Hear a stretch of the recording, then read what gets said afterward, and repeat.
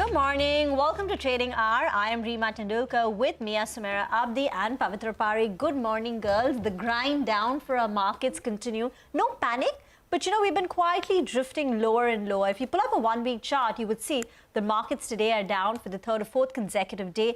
The high last week was 17,428.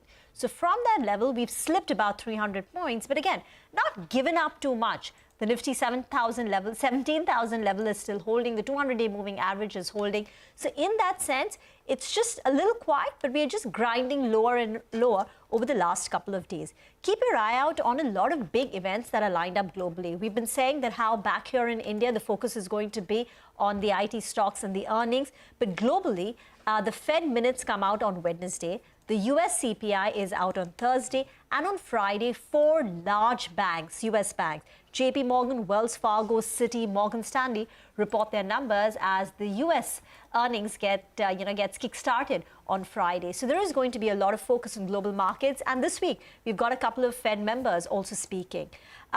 In terms of IT, despite good numbers coming through from TCS surpassing expectations, TCS stock price has slipped. In fact, that's dragging the Nifty IT also lower.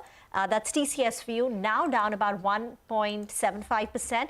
But it had run up in anticipation of perhaps a beat. So if you pull up a one-week chart, you would see that from the 30th of September closing, the stock is still higher. So there was a run-up prior to the earnings, and some of the froth is now being taken away. While the Q2 numbers were ahead of street expectations, perhaps what the street is reading is that the margin beat has only come in on account of currency. If you strip that out, the margin expansion is just about 40 basis points. And who knows how winter is going to play out in Europe. That was a line that even the TCS management said multiple times. We have to wait and watch to see how winter plays out in Europe.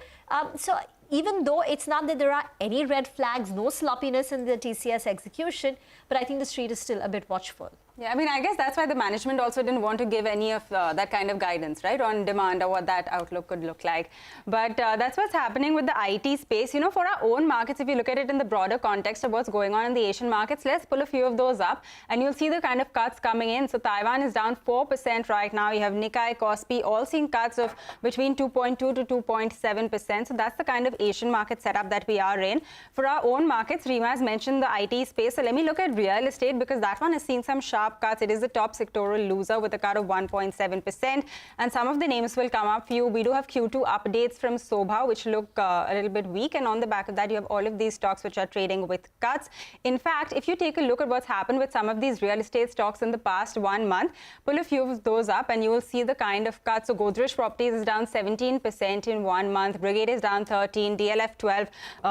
Just a few of the names, but pretty much across the board, you've seen selling over there. Pharma is another space where you're seeing sharp cuts come through. What's holding up? You have some of the financials. So the Bajaj twins are holding up in trade, and some of the FMCG stocks which had been under pressure for the past few days, the likes of Britannia. So those ones are managing to hold in the green as well. But Sumera, all in all, this is a down day, but not too bad considering it's just a 0.5% of a cut.